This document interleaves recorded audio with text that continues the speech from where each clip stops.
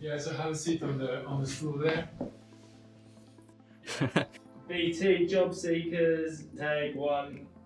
So tell me about job seeking. It was definitely a kind of scary experience for me. Searching for a job is really tough. It was just sort of sitting on the sofa thinking, what am I going to do? Where am I going to go? How am I going to get a job? How am I going to start my career? Being the oldest child as well in my family, there was that kind of added pressure of, having to succeed. I had no idea what I wanted to do. I applied for literally everything. Click. It literally felt like that as well, to be honest. Writing a supporting document, writing a cover letter, adjusting your CV to meet the key skills, all of these different things. It genuinely really can feel like a job in itself.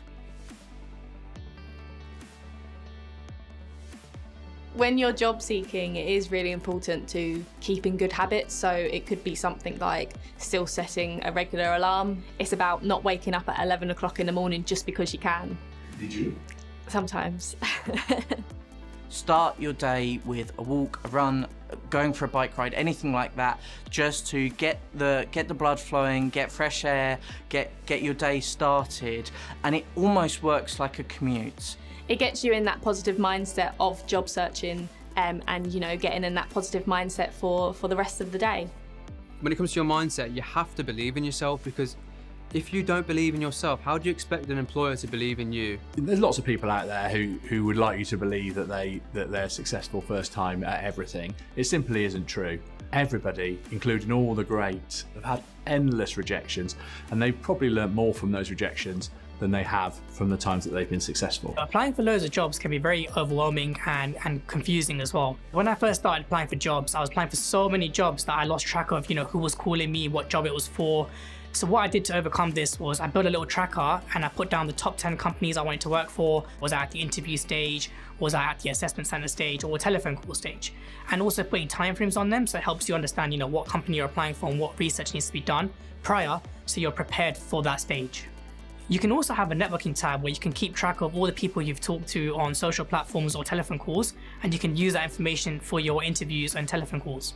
Something that could be really valuable to your job search is to find people who can almost act like mentors, people who can advise you, people who can you can bounce information off. Maybe it's people who work in industry. Maybe it's someone who's been on the same journey that you've been on, right, in terms of maybe a career transition. So I think finding those people and using tools like LinkedIn could be so valuable for your job search. Take a piece of paper and write down 5 names of potential mentors. That could be a friend, a family member, or a teacher. If you clarify your goals and your objectives and what you're trying to achieve, they'll be in a much better position to assist you and guide you towards that direction. We always talk about having a plan, but what does that actually mean? Well, for me, it means having a short, medium and long-term plan. Short is, what skills am I working on right now? Are those the skills that I want to be working on? Medium is, where do I see these skills taking me? Who do I want to be working for? What are the things that I find exciting next? Long-term planning is, what's happening with the people around you? Family, friends, where you want to live, where you want to be.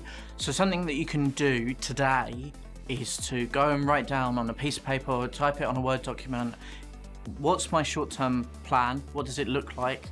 What's my medium long-term plan? And what's my long-term plan? And do they align?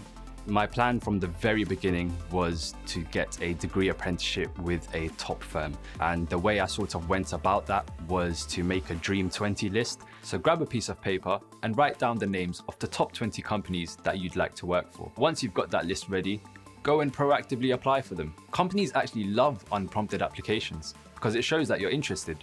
There are going to be some tough times where you feel like giving up, but stay in there, hang in there, and there'll be a job opportunity which is just perfect and made for you. It's about horizons, isn't it? So if you're always going for the easy thing because you always want to win, then you're not really growing as a person.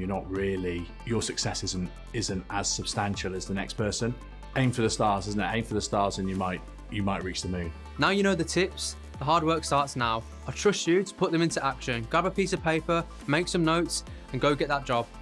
Best of luck on your job search. It's really tough, but when you have your first day, you'll remember all of the things that you've been for, and you'll think, wow, this was really worth it. Good luck.